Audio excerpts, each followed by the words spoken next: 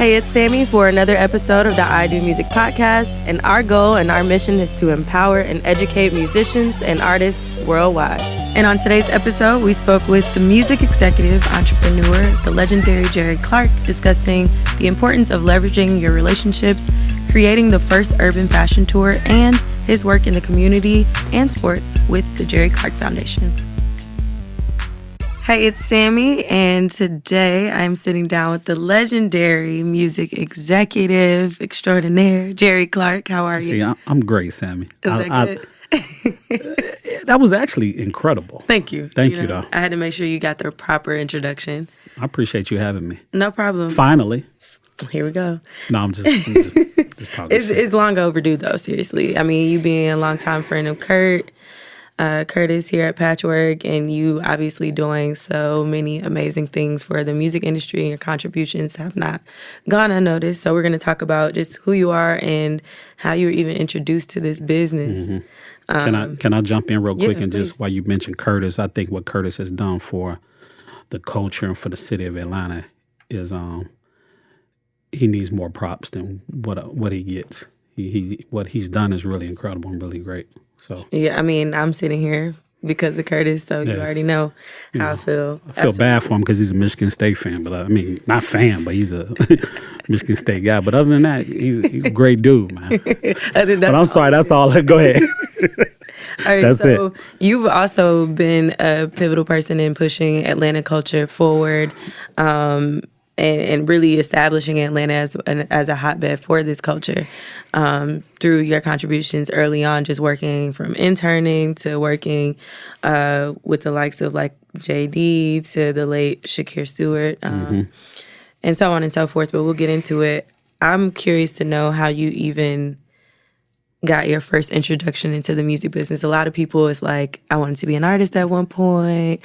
I wanted to be a producer, or I wanted to dance. Like, I wanted to be a DJ. So I'm curious to, like, young Jerry Clark, native of Chicago, how did you get that, like, first inkling to music? Well, let me say I never wanted to be an artist. Never. I mean, I wasn't blessed with that talent. Got you. But how my interest in the music game even came about was my uncle / mentor, Stanley Bethel. Rest in peace, Stanley Bethel. He was an executive in the music industry at Philly International, and he had a lot of things going in the 70s and 80s. And from me being around him a lot and talking to him a lot, I always had an interest in the behind the scenes and watching what he did from radio promotion and different things like that. So I put that squarely on Stanley Bethel's shoulders for my introduction to this music game. Dope. And, he started introducing me to different people and, going to the early Jack the Rapper conventions here. And my first convention was here in Atlanta, Jack the Rapper. And it really started from, being around him. That's what's up. Yeah, so I had early on, like, how old were you when you first, like, started running with your uncle? Well, my whole life, but really started getting an interest in the music, but I would say high school. High school. Yeah, and then he, in a way, he encouraged me, and in a way, he tried to steer me away from the game because, of course, I see now, and those that's been in this industry, it could be very cutthroat and fickle, which a lot of times he told me, like, Jerry, you don't want this shit, man. This shit will cause you a whole lot of stress and angst and all that, but then again, he said, Jerry, you have the personality. And he used to always tell me, he said, there's only 5% of people on this planet that have the gift to walk into a room and people gravitate to them and wonder who they are. And he said, you're one of those 5%. And he was like, you can take that and turn it into something negative, or you can take that and go a positive route. Yeah. But he said, you would fit perfectly in this music industry because you have the gift of gab and people like you. They like being around you. He used to always tell me that. He'd be like, yeah, whatever. He was telling me that because he's my uncle. Right. But then he, I saw as I started climbing up that ladder that my mouthpiece was it all worked right. out for you. God blessed me with that. Yeah. I don't know where I would be if I didn't have it. Absolutely, same. So you actually moved to Atlanta as a child. So you grew up here. essentially? I finished high school. You here. finished high school. Yeah. Oh, so by the time you were already in high school, you moved down I here. was here in Atlanta, What high school did you go to? Lakeside, out in DeKalb County. Oh, DeKalb. Okay. Yeah. East Side. Why you say it like that? Because you went to asked me off the record what. Benjamin E. Mays. Benjamin I didn't go to Elijah Mays. I didn't go. You know. Was that Benjamin is that Elijah the Mays. best school in Metro Atlanta? Huh? Absolutely. Best high. It is. Yes. Said who? Who said that? Everybody. Everybody. It's a known fact. It's like literally a known fact. I just talked to Larry at the liquor store the other day. He didn't say that shit. I don't know Larry. Okay, well, you said everybody. That means that I don't Shit. know if we should trust Larry's opinion because I don't know do. Larry. Here you go. Also, Mr. Jerry Clark has a podcast, so he. Thank you for that plug, Sammy. Thank you. What is it? If you go plug, you got to know the name. No, it's the legendary Jerry podcast. Story time with Story time. legendary Jerry. There we go. Did Story time with the legendary Jerry. Not with the legendary Jerry. Story time with. I'm looking at the cameras. Story time with legend. I can't even see how you. Story time with legendary Jerry. Oh, it's not the okay. Yeah, no. That's dope though. But thank you for the plug. What do you talk about on the podcast? Stories of the industry or just Yes. I wanted to create something where, once again, people that have contributed to the culture and to things. You know, there's a lot of stories and a lot of people that word again contributed to the culture that the average person doesn't know about. Even people in the industry. Right. There's stories that I have that I'm sure we're probably going to touch on while I'm here with you that people don't know. That are very interesting and that very eventful. Let's get into it. I'm waiting on you. Let's get into it. So, I mean, you've worked early on with like so many legends, Bone Thugs, 8 Ball and MJG, 3-6. Like, you actually, while you were at college, did you attend college in Atlanta? I tried. You tried. What that mean? I started off going to college. Where were you? But it was DeKalb College, Georgia Perimeter, which is whatever. But back when I went, it was DeKalb College. Gotcha. But while I was in school, the industry bug started. The industry finger started tapping me on the shoulder. And I took on 2 interns at one time. Yeah, and never looked back. You were interning, I know, for Relativity Records, and where else? There was an independent label called Down Payment Records. Down Payment. Owned by, listen to this, Brother Marquise from the 2 Live Crew and DJ Toomp, or just Toomp now. Wow. So they had a group. They had a group called Too Nasty, which was post 2 Live Crew for Brother Marquise, and then Toomp, of course, was coming off, with Shy D and all the stuff with Poison Clan or whatever he was doing from a DJ standpoint. And they started a label. So I was interning there. Relativity Ruthless, which Ruthless was based out of the West Coast, Relativity in New York. The distribution was Red. They had an office here in Atlanta. And I started interning there. So I was able to work, early on common sense and, the whole MOP, Fat Joe, from a Relativity Ruthless side, of course, Easy, Cocaine, Bone Thugs.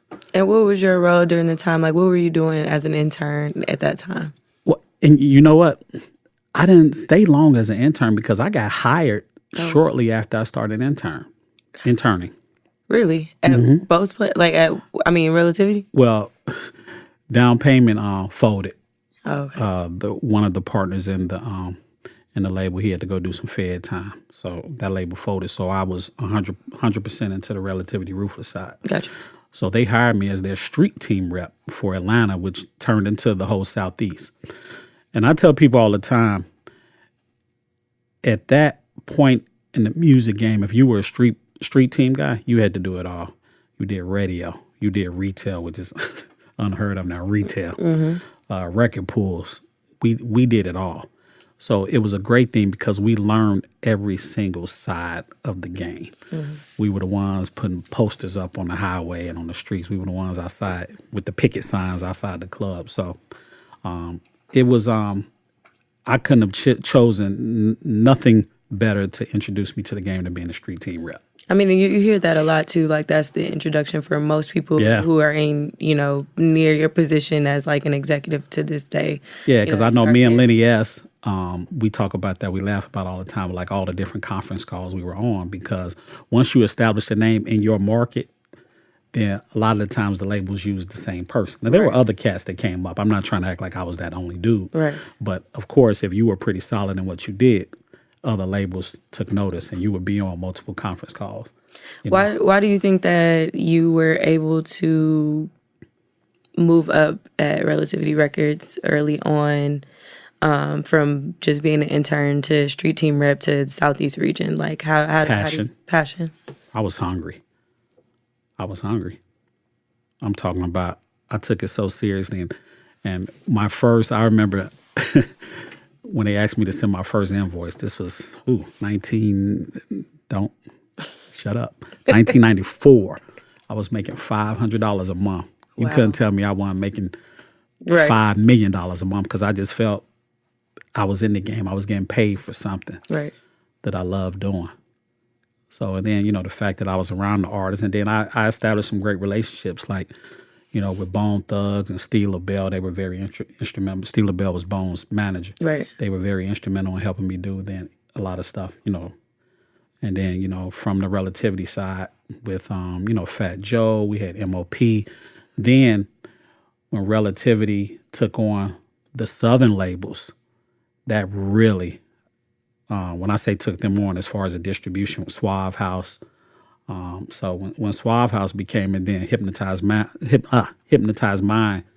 camp with 3-6 Mafia and Project Pat and them. So when they took on that Southern arm, that's when for me, I really took it. Not that I, because of the Relativity Ruthless stuff, but when they started taking on more of the Southern acts, it really felt. Yeah. So, I mean, the Balls and G's, all those guys. I know you have some memorable times with some of these artists or the groups where you realize like this was for sure how you could spend the rest of your life. I mean, we're talking about it now, but all the time. I'm curious to know like what moment, if you can think about a moment where it's like, okay, this is it. I can't do nothing else. I don't want to have another job. It's a lot of those. We can talk about one of them, two of them, three. I don't care. And I just told this story recently, and I got a little animated series about it. It's every year I did a Freaknik concert here in Atlanta because all the artists, I had everybody here. I had the whole MC Ren, 3-6 Mafia, Ball and G, Project Players, Tila, everybody that was on the label came through. So I had a party, not a party. I did a concert during Freaknik. It was a party. Yeah, it was free. Party, concert. So I had cut a deal with these guys because all the artists at that time would come in and do it for promo. They would be here anyway. So I would do it like it was a a label event. So they came, promo, meaning free. So I had some guys that I partnered with, some street dudes from Buffalo, New York. And you did this on the butter platform? Yeah. Okay. So you want to finish telling it then? I do want you to hear it. No, I said, do you want to finish, since you already know? I want you to tell them because they might not have heard it. Yeah, so when I talked to the label, I should say, when I talked to Steve LaBelle, he was like, whatever you do on any print or any advertising, it cannot say Bone Thugs, because at that time it was the Mo Thugs family. They had created their label, and it was an album with a single we were working. I forgot the name of the single at that time. So I told the guys, they was like, cool, just all the other artists. I mean, when I tell you our whole rosters, I think Juicy and 3-6 Mafia performed. We had everybody there. And it was at the atrium. It was packed. So all that was known beforehand. We talked about it. They was like, cool. They still put the bread up. We, talked about how we was going to divvy up the money. And, of course, the night of the show, these niggas flipped and act like they got that amnesia. Like, man, we not about, we talked about how they was going to chip me off and all that. And it got real, it was about to get real nasty, some real street shit because, I was expecting my money, but they was like, nah, man, we thought Bone Thugs was performing. I'm like, no, nigga, y'all knew from the jump that they wasn't going to perform, bro. We've been talking about this for months. Right. So, like I say, Steve LaBelle, he didn't know, which was the manager of Bone, didn't have no idea what was going on. But when I went outside, he was like, hey, man, the guys, and this Bone had done this before. Like, I've seen them. Those guys were just cool like that, where they just wanted to put on the show and have fun. And, At that point, they were arguably the biggest rap group in the game. So Steve was like, "Hey man, get these guys some Hennessy. They want to do a show." I That's was what's like, up. "Oh shit!" So, and that's what I did. And they wound up doing, when I tell you, a full Bone Thug show, probably 45, 50 minutes. Wow. Yep. Just I got them some Hennessy, and they did a show. And when I tell you, it was packed. Those guys that I partnered with made some money. I made some money. And after that, I remember thinking, because that same weekend, and I'm just piggybacking off of that. That same weekend, MC Ren was in town, and my birthday was always freaking weekend. My birthday is in April, of course, and he came by my house, and I think at that moment when I was like, "Wow, I got MC Ren at my house for my birthday cookout." Here I am, early 20s, had just started in the game, not making $500 a month. I was like, I got Ren over at my house hanging out, somebody who I always looked up to in the NWA. Right. I'm like, this dude is at my house, That's fire. chilling, kicking it. We talking about real life stuff. One of the coolest guys I've ever met in my life. He really helped me with a lot, would educate me from religion, personal, all that. That's what's up. At my house, in my little 2-bedroom apartment over in Tree Hills, Look, over in Stone Mountain. that's what's I up. said, MC Ren is here at my house. And we left my crib, went and hit some retail spots. At that time, it wasn't no radio station except for V103 here. And of course, they wasn't playing, Yeah. but we always did the interviews at WRFG 89.3, and then we went over to Georgia State 88.5. So I tell people all the time, those two stations were really instrumental in breaking a lot of hip-hop acts here in Atlanta, because we didn't have the Streets 94.5 or the Hot 107.9. Even V had loosened up their playlist they're playing. You have to, in this day and age, you have to play hip-hop. But in those days, it wasn't no radio outlet but 88.5 and 89.3, Wow. WRFG. Yeah. So that's where, that's why I took all the artists that came in town Wow. to do interviews. And Yeah, I didn't even think about that because that was they it. definitely weren't playing. And we talking about 95, so. But that moment now that I'm thinking about, that moment that MC Ren came and sat at my house and we That's talked. hella tight. Yeah. Yeah, in my little 2-bedroom apartment. That's dope. Yeah. Yeah, you've worked in pretty much every facet of the business, from like radio promotion standpoint. We talked about Street Team. This one particular part of your journey I'm very curious about, because I don't know much about the first national urban fashion tour that you did. And what is that? And then you also started a Reebok's urban seeding program. Like, what did? Sammy, you good. You done some research. Of course, but I'm curious because, like, obviously you have some fascination with how fashion and culture and hip hop are all, coincide, and I too enjoy. Sammy. Before I get into it, I don't want to sound old. I'm definitely not bitter. But sometimes I just really wish that social media had been around back when some of these things, because nobody know. Like I said, you've definitely done your research to even know that. But I was sitting around one day, and I was like, man, I had my Source magazine turning through it, and every ad was Pele Pele, Players, I forgot the Esco, Fubu. And I was like, man, we need to have some type of fashion show where we merge the two. So what I did was I developed a relationship with Willie Esco at that point, when Nas was his main spokesmodel. And we merged a great relationship to this day where we're really good friends. So he said, hey, if you want to do a fashion show in Atlanta, I'll sponsor it. So I said, okay, cool. So I did my first one at Club Kaya. I had all the brands. I had Pele Pele, Esco, and I had Ryan Cameron host. This was when Hot 97 had just came on the air. So I had like I had DJ Doc, Ramona DeBro, Ryan Cameron.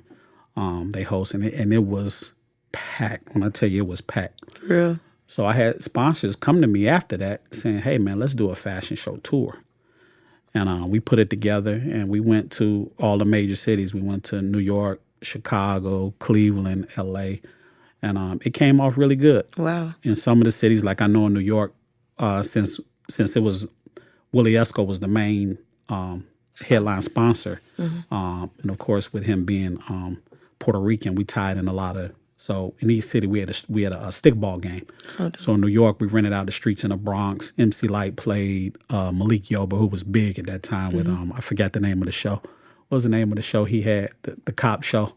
New New York Undercover. Yeah.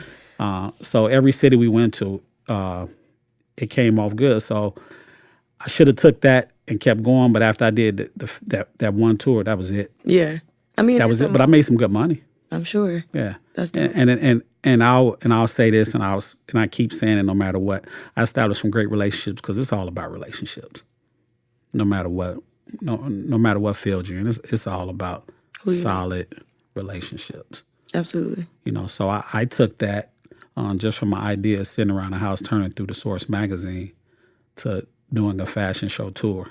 That's dope. Yeah, I think that was super tight. I've never seen anything like that. Yeah, and I established relationships with, of course, liquor brands at that because people were gravitating to wanting to be involved and sponsor. Right. And then I took, my relationship, because Reebok was one of the apparel lines that we featured on the fashion show tour. Mm-hmm.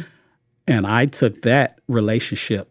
They had an office here, or have an office here, I believe still, where I spearheaded a urban seating program. Yeah, what does that mean? Reebok was getting killed at the time domestically from a sales standpoint and from being relevant in the Black community. Mm-hmm.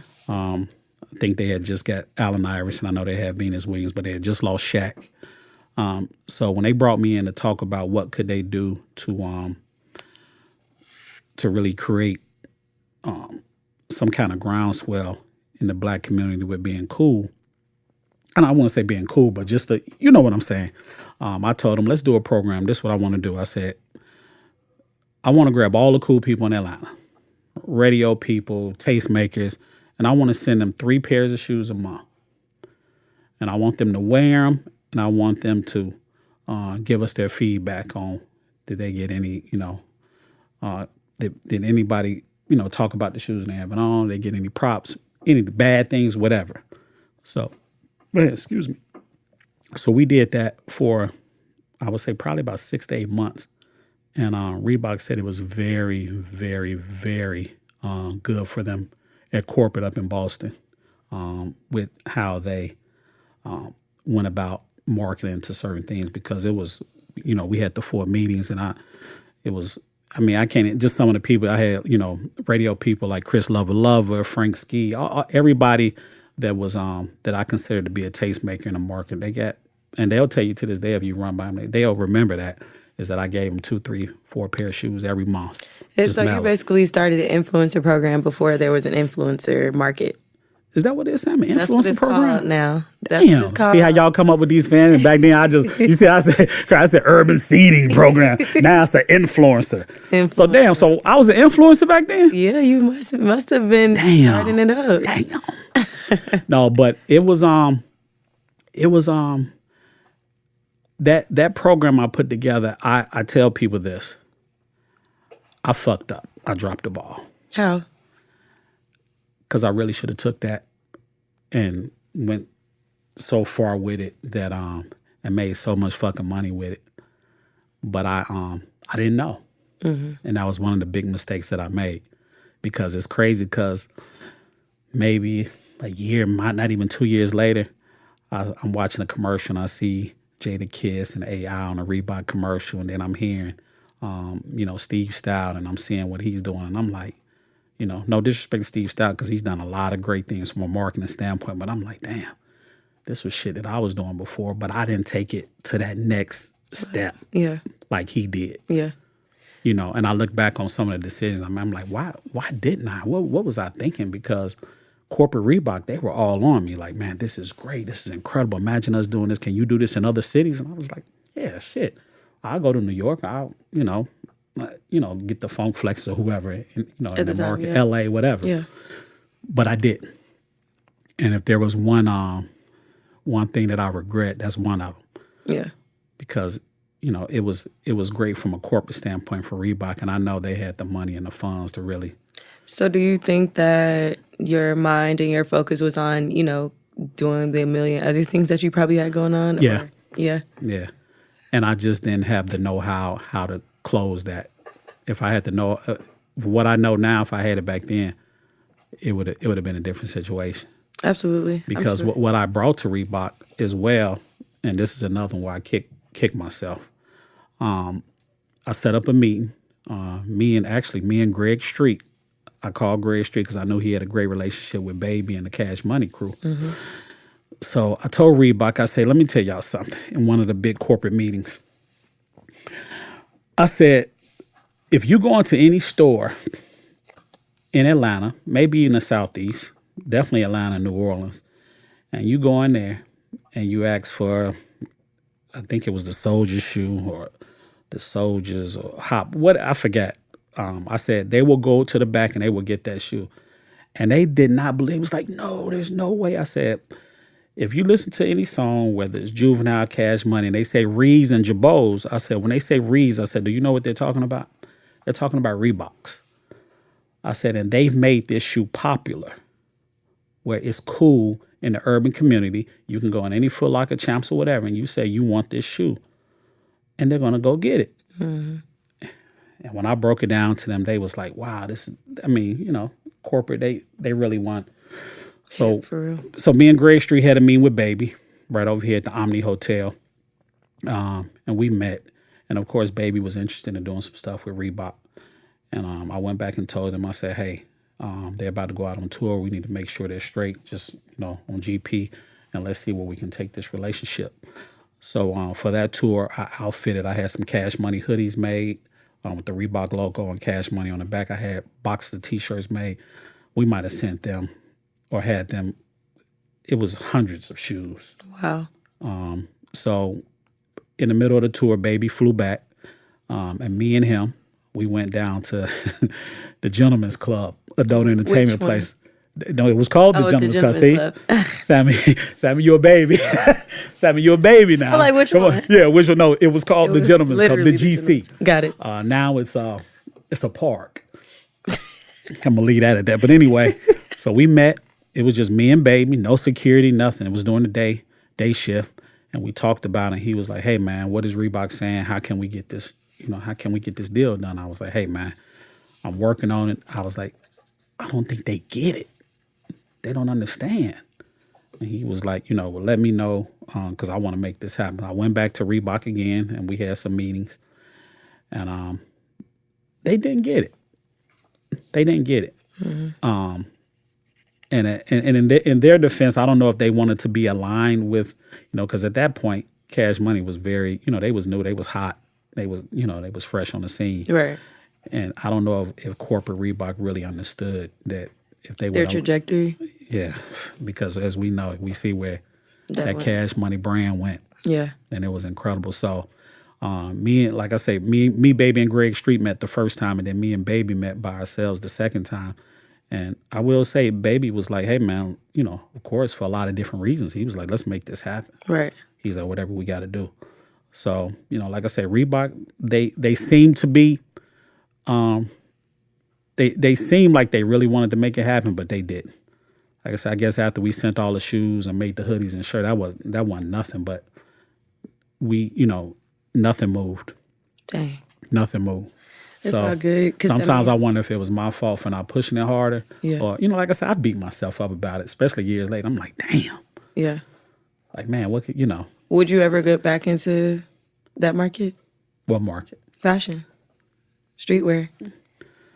I don't even know if I was really in that market like that. Yes, you were. We just literally sat here and talked about the influence that you made with the fashion tour. But I wouldn't say I was in that market, though. But we were talking about the fact that you could have been. And you asked me would you consider, yeah, working back and doing like marketing? It's different though, Sammy. Yeah. It's way different. Yeah. I'm curious to know. It's way different. I mean, because what urban lines are, you mean just fashion period or the urban, because what urban lines are really, we don't have those urban lines no more like we had back in the 90s, early 2000s.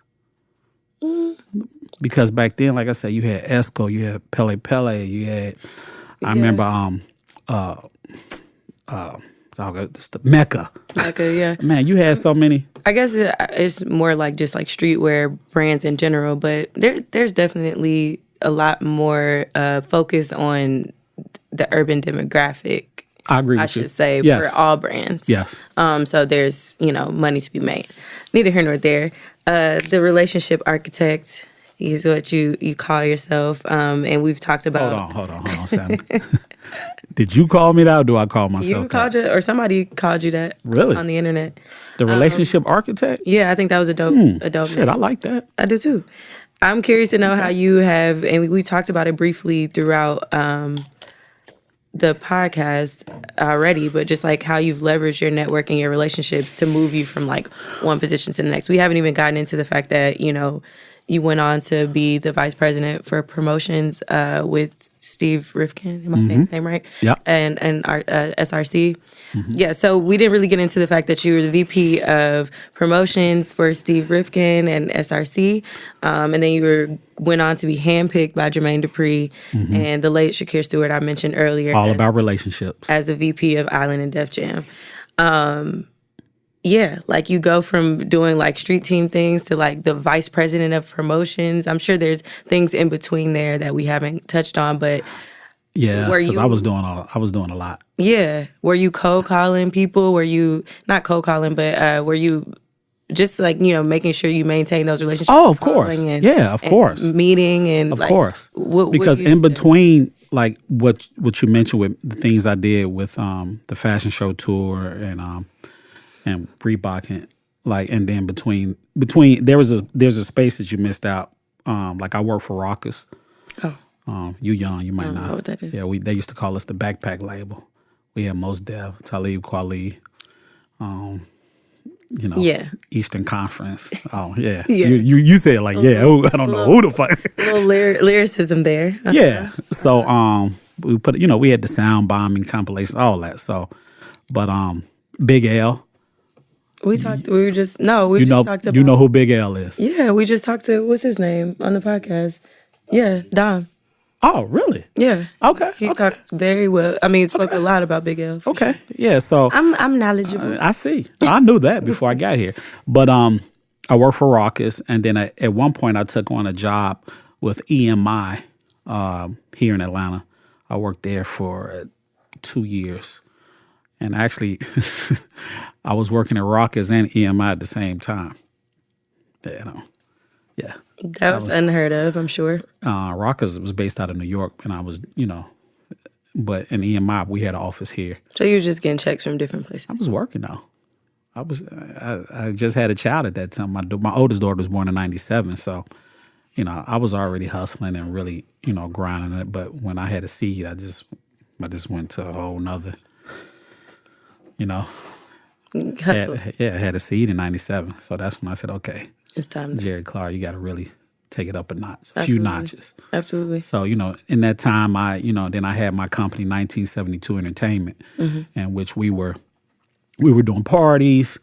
I had a company where different companies hired. I had rap vehicles. I did Martell Cognac. I had Coors. I had deal with different music house companies. So it was, movie house companies. So it was a constant hustle and grind. I'm wondering if you moving around from like SRC to like a Def Jam, if that impacted your relationships with people. Yeah, how? it's interesting because how me and Steve Rifkin met, and we had something in common on a personal tip that we both talked about, and we gravitated and we started getting very close. But then that relationship was almost compromised because SRC Universal and Def Jam was all under the same umbrella. So when JD and Shakir was recruiting me, I didn't necessarily keep it above board talking to Steve about them recruiting me, but he knew it the whole time, and he actually gave a stamp of approval, and I appreciate him for doing that. Yeah. That stamp of approval to the heads at Universal Music Group to say, "Hey, man, okay," You sure? because I was under contract with Steve as his promo guy. But then he gave me the stamp with JD and LA and Shakir and all them to say, hey man, you know. And then I just transitioned right over to that world. But it was you know, I remember the first time that JD and Shakir was hitting me and was like, hey man, here's the play, man. Here's the play. We want to bring you over to LA. He ready, everybody ready. We ready to bring you over. I was like, bring me over for what? He was like, man, look, just come meet me at Southside Studio and me and JD got to tell you this play we got. I was like, all right. So I went up there. It was about 11:30 midnight. And he broke everything down, what they wanted me to come in and do, and they wanted me to be their guy. JD was coming in to be president over on that side. And Shakir was like, I spoke to LA. He cleared it. He was like, JD, we want to bring you in. We want to make you our guy. And then when they started talking about them numbers, I said, sure, I'll be y'all guy. I'll be y'all guy. Absolutely. You know, so, but it's, and I want to say this again, and for those watching, listening, it's all about relationships. That's what it's all about. Because there's a story that I don't tell, you know, going back to Steve Rifkin. Scooter Braun, who everybody knows Scooter, he manages, I don't have to say, Scooter Braun is a household name damn near by now. I remember when I first started working with Steve Rifkin, he was like, man, Jerry, I want to meet with Rifkin. I want to meet with Rifkin. I was like, you know, not in no disrespect way, but I said, Steve could be a little, you know, funny about meeting new people. Mm. So I told Steve, I like literally begged Steve. I was like, Steve, I got this guy, man, you know, that I want you to sit down. I want you to holler at him, man. You know, I even brought up, I was like, man, both of y'all Jewish, man. You know, I was just bringing up all type of shit. I was like, man, he's cool. He's from that area. He's from Connecticut. Steve was like, man, all right, man. Like, he finally agreed to meet, and we met over at the Ritz-Carlton. It was the Ritz then over across from Lenox and Phipps Plaza. Mm-hmm. And they met, and I know Steve, he speaks, to this day, speaks very highly of Scooter, and I know they have a great relationship, and I feel good about putting them together. I wouldn't say it like that, because they're both, from a business standpoint, they're two of the best business minds ever. But, you know, to that relationship, going back to my whole reason of telling this story, is it was established where Scooter wound up doing the deal with SRC, bringing Asher Roth over. Oh, wow. And, you know, Steve made some great money with Asher, and that relationship was established to, well, how it is to this day, where they're still cool. So it just goes to show you that when you establish good relationships, because like I said, Steve, he was like, who is this dude who is this guy, man? You know, even out, he's like, yeah, he's cool, man. He's a little cocky, Jerry, but, you know. But the thing is, Steve saw a lot of stuff in Scooter, mm-hmm. but nothing would have happened if they both didn't understand the importance of establishing great relationships. And then, you know, Jerry Clark being able to introduce them even after Steve was like, nah, man, who's this guy with? You know, but we made it happen, and, you know, everybody made some money, and everybody was happy. Relationships. I agree. It's all about cultivating great relationships. That's what it's all about. Yeah, that's definitely been the basis of your story and your journey moving along, for sure. And if you talk to anybody that's been successful, from Curtis to whoever, it's all about relationships. Yeah. I just think too. Well, let me ask, as someone who has explored, you know, many parts of the business, I'm curious as to how you found your niche, or like what fit you best professionally from moving from doing, you know, promotions to music exec. Weren't you on the air at some point? Did you do radio? Didn't you do radio? I had a show, a sports talk show. Yeah, because you're really into sports. I'm talking about very passionate about sports. So I filled in. Man, no, I've done a few things. Damn, I forgot about that. I filled in. You have a radio voice, though, so it's kind of I don't. Yes, no, I don't. Stop saying me. No, I don't. I'm all nasally and shit. I just did that legendary shit. But look, I'm nasally. I don't have no. I'm just a little square with just, you know. Hey, I'm okay. You got something. But I filled in on the sports talk show, mm-hmm. and the program director was listening. He heard, and he came back to dog. I forgot the guy's name. Who I was. Damn. Excuse me. So they offered us a weekend show. So we did that for a while, and they was talking like they wanted to give us a full-time show, but it never happened. I don't know why. I don't know if it was the politics at that, you know, that was going on at that, you know, because there's always stuff going behind the scenes. But I enjoyed that. I did it I didn't make no money, but it was fun just getting on the air talking Talking about sports. You know, I love it. You talking about music, sports, women, cigars. I'm with that. Yeah, absolutely. Did you hear that? Not in that order. I like those. Not in that order. Did you hear the 4 things I said? I did. What are they? Women, sports, cigars. You put women. Because women we're always at the top. But women, sports, cigars, and dang, what was the last thing you said? Music. Music, duh. Yeah. So, but yeah, I did that for a minute.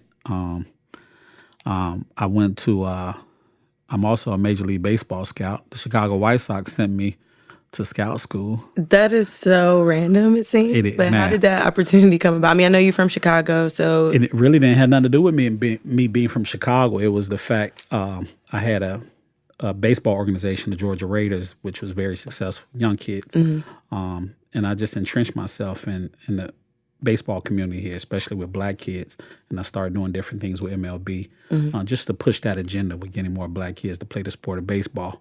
And once again, I know you're getting tired of hearing this, I developed a relationship with some of the people, corporate folks, not just in MLB, but different organizations. And they was like, you would be a great scout. And they made great money. I was like, I love baseball. They sent me out to Phoenix for 2 weeks. I studied with the best of the best. It was things that I learned about the sport of baseball that I had no idea about what they look for in a player. right. But I did that, and I didn't take a position with any team because for a lot of different reasons, there's a lot of travel, like 250, 300 days of travel. And my kids at that point were like middle school, 1 in high school and 2 were in middle school, so I couldn't do it. Yeah. So, I just was doing, after my contract was up with Def Jam, with JD and them, I just, stayed independent, meaning, I just work records from an independent standpoint and, How does that work? What part of it? Right. you said, how does that work? I only know like maybe 1 or 2 other people who've ever done it that way. A company would call your label, and say, hey, we want you to work this record. This is the single on Sammy Approve. We're going for ads on this day. So you was a free agent basically, or you a free agent? Like you could just work with any label at that point. Yeah. That's kind of fire. Yeah. I could after my contract was up. Right. Yeah, so, and it's all about the relationships you have with these stations. And over the years, from being around, you develop good relationships. You see, I done beat that word to death because it's legendary Jerry Clark. People know who you are. They do? Yeah. What do you think they know me for, though? What do you think they know you for? No, I asked you a question. What you got me on your show? I'm just getting to know you right now, so I don't know what people know you for. I know that that's a good question. Say your name, Jerry Clark. They know who Jerry Clark is. But good what or do you bad? Think they know you they for? Smile or frown? I don't know. Listen. This is about you, okay? No. So you have to answer the questions on this podcast. What do you think people know you for? I don't know. What do you want them to know you for? Just being a good dad. Do you think you're a good dad? I tend to think I am. I'm going to ask you, too, like, the experience of having children and raising them within the entertainment business. Ooh. I mean, that's been very interesting. You're probably able to bring them backstage and like all the time. The artists that's been at our house, they can. True. I mean, everybody has been to the house and played pool with them and birthday parties. Mm-hmm. So they're not necessarily starstruck. How do you think that's impacted like their development in comparison to like other children? It could be a gift and a curse because some of the stuff that they were privy to see, and not privy, but they were exposed to. Right. Might not necessarily been the best, but they had a good balance with having, parents that were able to balance that out. Right. So, but I tried to steer them away from this industry. I have. Are they working? My oldest daughter is DJing. She's about to go back on tour with the artist. So dope. I wouldn't necessarily say she's all the way in this business, in this industry, but she's got a little bit in there. But this industry is it's hard on you mentally and sometimes physically. Mm-hmm. It's definitely hard on you. But you be in the gym. You be at the gym at the loft with me. Yeah, I mean, you have to have a hobby or something because this industry it can be it's great. I've made great money. I've had some great times. I've traveled. I've done stuff that people only dream of. From having dinner with Jay-Z and Beyonce to sitting down with the President Obama. Like, I've done stuff that people, but dealing on an everyday basis, dealing with some of the people that I've dealt with, I could have passed on them. Yeah. These are people that have no ethics, that don't really give a shit about you at the end of the day. It's about what you can do for them. And then being mainly radio promotions, you got to understand you're dealing with program directors and people at radio stations that are on some "you need me, I don't need you" type shit, and that shit gets real fucking old, Sammy. It really does. Because we're all in this. They don't own the stations, we don't own the labels. Meaning, if I'm working records, right. Just a lot of times people just not straight up, man. They just not straight the fuck up, and it drives me nuts, man. It really does. So, what's your approach in promoting records? I mean, obviously at this point, you have established the relationships with the program directors, so it's like, hey, I got this record, I can just have that conversation. But yeah. What's the approach? Like, are you? A lot of times when I talk to radio promo people, they're like, you're persistent. That's it. So are you going persistent without being a bugaboo? No, for real. That sounds like a hard balance. It can be. Mm-hmm. It can be, especially, the turnover rate is so much. So a lot of the programmers that I initially came up with, they're not in those. They not. So it's a lot of newer programmers, and you have to handle them a different way. How? If you don't have a solid relationship with them, they, like I say, man, a lot of people, not all of them, but a lot of them are on some "you need me, I don't need you" shit. Right. And that's challenging, Sammy. It's challenging. But could you see yourself doing any other job? Shit, yeah. What else? I got other stuff I'm working on now. What else you doing? Some of it I can't talk about. But can't be teased and stuff. I'm just saying, I got things that I'm working on, non-music stuff as well. Dope. Because I've had to recreate myself. When I had to, one thing that I saw in life that I knew before, but especially after I had to go sit down and do Fed time. Oh, let's rewind. What? Let's start by talking about. Oh, you want to talk about that? You can't just when I had to do Fed time. Oh, you want what? Oh, I thought you want to talk about me. You want to talk about me doing? No, that's part of my whole. I'm just joking. That's all part of my testimony, Sammy. It is, and I think that's an important part of your testimony because you're here and you're still walking forward. By God's grace. Amen. That's it. The Jerry Clark Foundation, though. Uh-huh. You have your philanthropic ventures where you're supporting your community through your foundation, which ultimately led to serving 9 months. I wouldn't necessarily say no. No. Not. I wouldn't necessarily say it didn't because they were totally separate, but they merged a little bit. What did you do with the Jerry Clark Foundation? I started the Jerry Clark Foundation because I saw a need for young black males. I merged the two, baseball and mentoring. Right. So those are two things that I am passionate about. Baseball, and I saw, of course, in the black community, there were a lot of males who just needed some type of mentoring and some type of guidance. Mm-hmm. So I said, why not take the two things and put them together? So I did that. I started the foundation and started doing a lot of things. I had one of the largest free baseball camps in the Southeast. I did free? Yeah, I did it every year. 250 kids every year. Oh, wow. Because and people used to always tell me, they used to say, hey, man, you can make some money with this even if you just charge $10, $20 a head. And I always went back to me growing up in Chicago with my parents, and they was just trying to make ends meet. They wouldn't have been able to send us to a baseball camp. So I always had that in my mind that whenever I did something, I didn't want to charge for anything. So I did that, and it just started growing, and the name started getting out there. And so I take a lot of pride in the Jerry Clark Foundation, even though I haven't been very active with it recently. Yeah.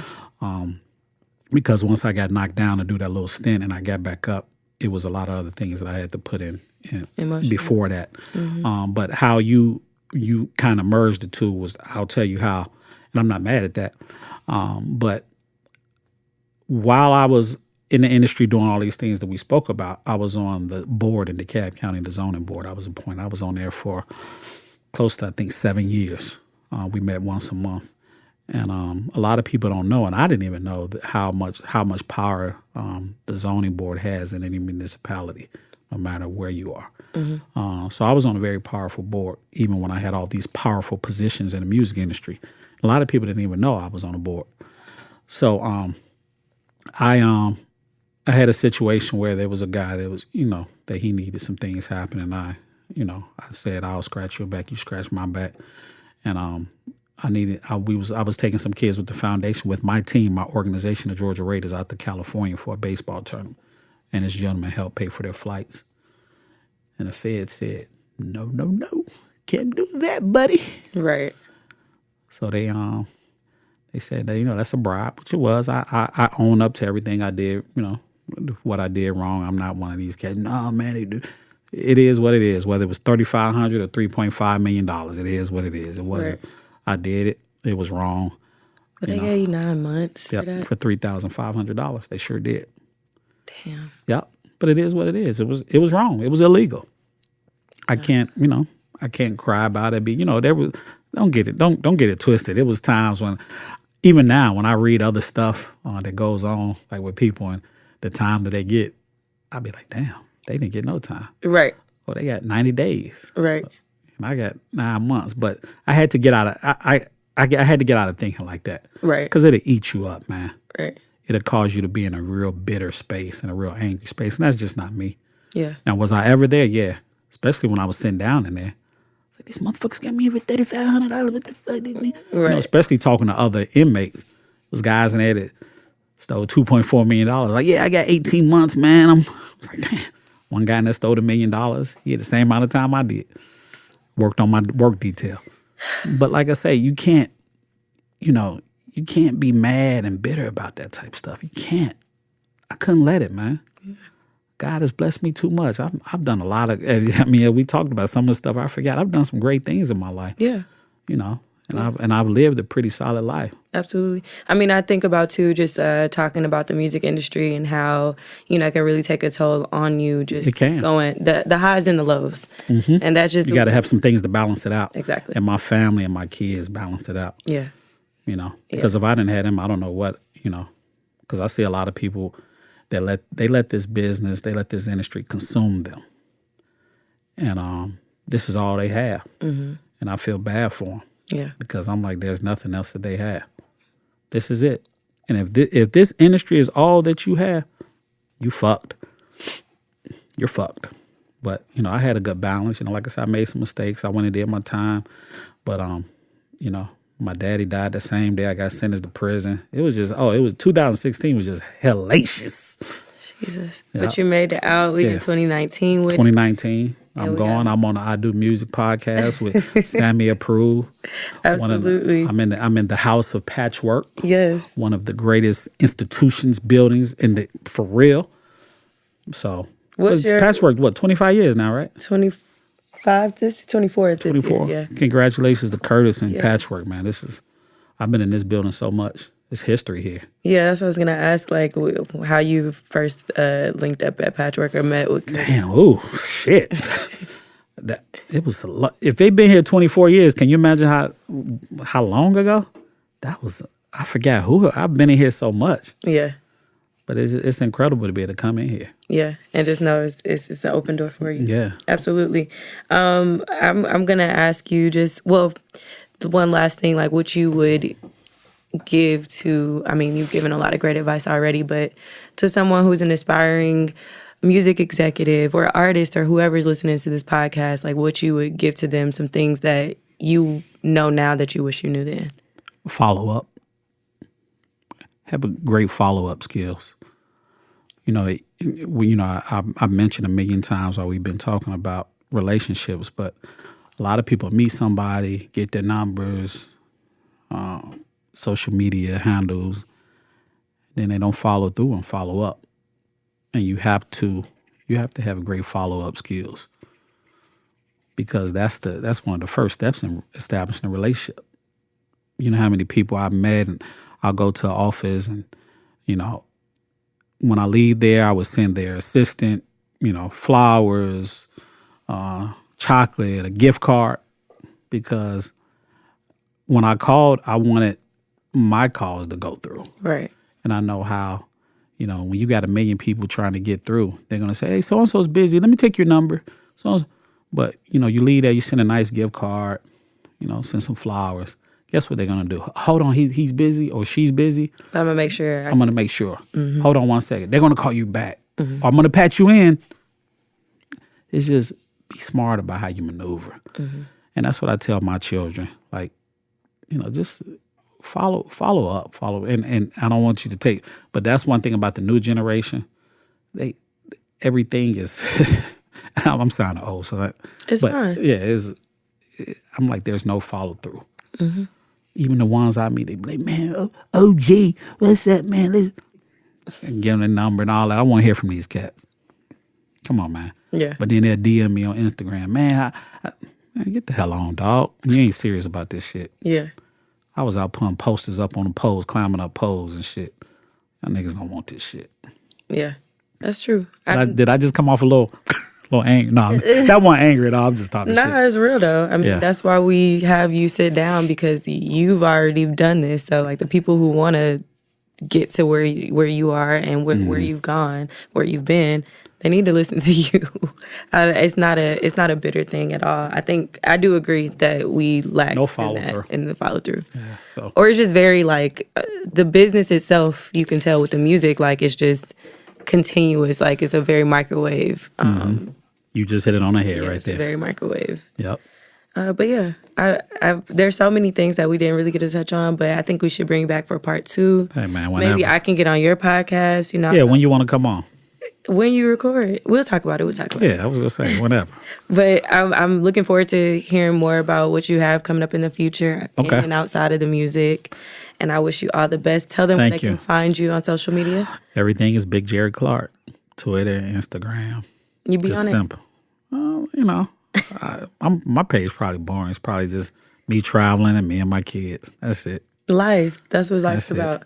Yeah. As always. Big Jerry Clark, thank you for having me. No, thank you this for is a great like I said, I'm not used to being interviewed. Excuse me. It's time. Yeah, it's time. I'm ready. Time to tell the story. It is. Thank you. Thank you. As always, you guys can find these podcasts on social media at IDM Podcast, as well as myself at Sammy Approved. Thank you to Big Jerry Clark. Thank you. Thank you. Thank you. Sonic.